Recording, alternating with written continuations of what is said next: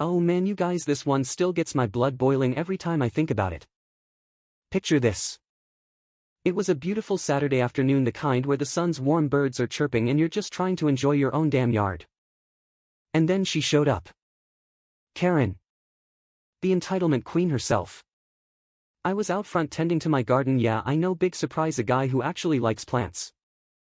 I just finished placing this gorgeous antique stone lion statue I'd inherited from my grandpa right in the center of the flower bed. It wasn't some cheap knockoff either. Solid carved limestone, heavy as hell with that weathered patina that only comes from decades of sitting proud. It meant something to me. A lot. That's when I heard the screech of tires. This big white SUV pulls up crooked across my driveway, blocking half the street like she owns the place. Out steps Karen, mid-50s, bleach blonde hair, perfect makeup, giant designer sunglasses even though it's not that bright. She's wearing yoga pants and a live laugh love tank top that probably cost more than my monthly mortgage. And she's marching straight toward my yard like she's on a mission from God. Hey! You, she barks, pointing a manicured finger at me. That lion statue. It's perfect for my front entrance. I'm taking it. I blink. Literally just stand there with my gardening gloves still on, staring at her. Excuse me. You heard me, she snaps, flipping her hair. I need it for symmetry. My HOA says the entrance has to be balanced and this ugly patch of yours is throwing everything off. Consider it community service. Community service? I almost laughed. Almost. But then she actually steps onto my lawn, heels sinking into the grass, and grabs the statue with both hands, trying to lift it. The thing weighs like 80 pounds. She's grunting, huffing, turning red in the face but refusing to give up. Whoa, whoa, hold up lady, I say, stepping in front of her. This is my property. You can't just take my stuff. She straightens up, eyes narrowing behind those shades. Your property?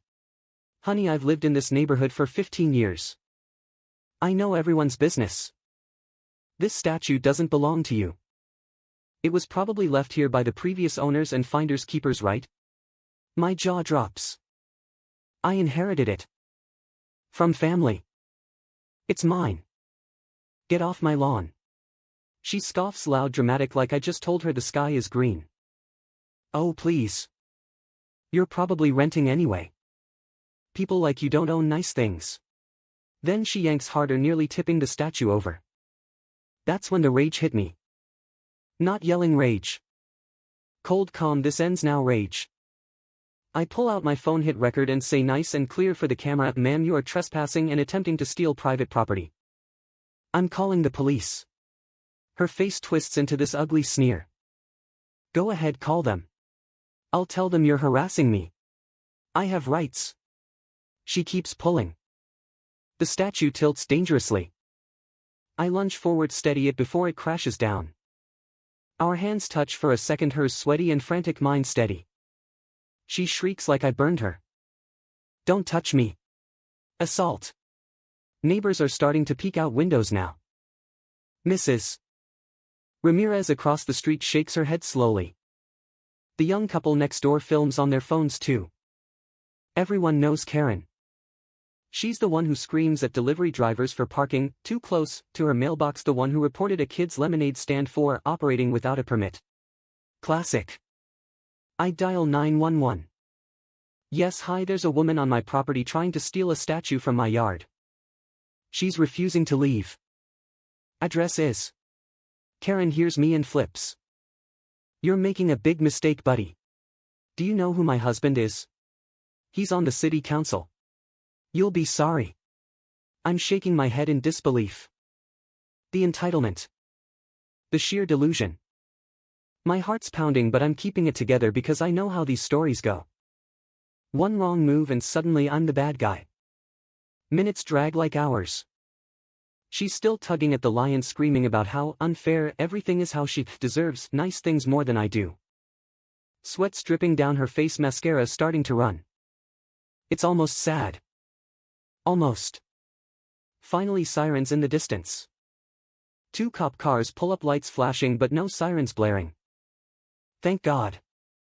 Officers step out, a tall guy named Officer Ramirez according to his badge and a no-nonsense woman, Officer Hayes. They approach calm professional. What's going on here? Ramirez asks, looking between us. Karen jumps in first, of course. Officer. Thank goodness. This man is harassing me. I was just admiring his statue and he threatened me. I hold up my phone, still recording. I've got video. She drove up uninvited, trespassed onto my lawn and has been trying to physically remove my personal property for the last 10 minutes. She claims it's for her HOA symmetry or whatever. Hayes raises an eyebrow, looks at the statue, then at Karen, who's now breathing heavy, chest heaving. Ma'am, is this your property? Karen hesitates. Just a split second, but it's there. Well. No, but it should be. Look at it. It's perfect for my entryway. He doesn't even appreciate it. Ramirez sighs, the kind of sigh that says he's heard this crap before. Ma'am, you can't take things that aren't yours. That's theft. Theft? Karen screeches, voice cracking. This is ridiculous. I'm the victim here. Hayes steps closer. Put your hands where I can see them, ma'am. We're going to need to speak with you. Karen's eyes go wide. You're not seriously arresting me over a statue? Not arresting yet, Ramirez says. But you're detained until we sort this out. Step over here. She backs up, shaking her head. No, no, no, you can't do this. I know my rights. I want a lawyer. Hayes moves in smooth professional. Ma'am, stop resisting. That's when Karen loses it completely. She swings her purse wildly, trying to push past Hayes toward her SUV. Get away from me. You're all in on it. Ramirez grabs her arm gently but firm.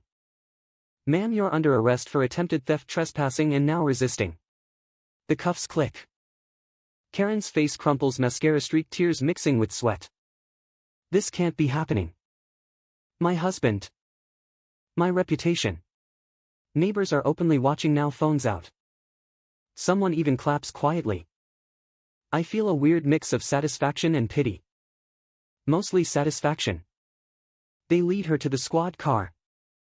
She keeps babbling about lawsuits, HOA complaints, how she'll sue everyone. But the officers aren't having it. They read her rights, calm as ever. As they drive off, I stand there in my yard, statue still standing, proud lion staring ahead like nothing happened. The sun still shining, birds still chirping. But something feels settled. Later I found out she got charged with misdemeanor theft, trespass, and resisting. Her husband, the city council guy. Turns out he's not even on council anymore. Retired years ago. And the HOA? They fined her for the SUV blocking the street and for disruptive behavior unbecoming of the community. Karma doesn't always wear a badge, but sometimes it borrows one. So here's the thing, folks. Don't let anyone tell you your boundaries don't matter. Stand your ground. Protect what's yours. Because when entitlement meets reality, reality usually wins. And that, my friends, is how Karen learned the hard way. You don't steal from someone's property, especially not when cameras are rolling and the cops show up. What would you have done? Drop a comment below. Hit that like if you've dealt with a Karen before, and subscribe for more real stories with real justice. Stay strong out there. Your yard, your rules.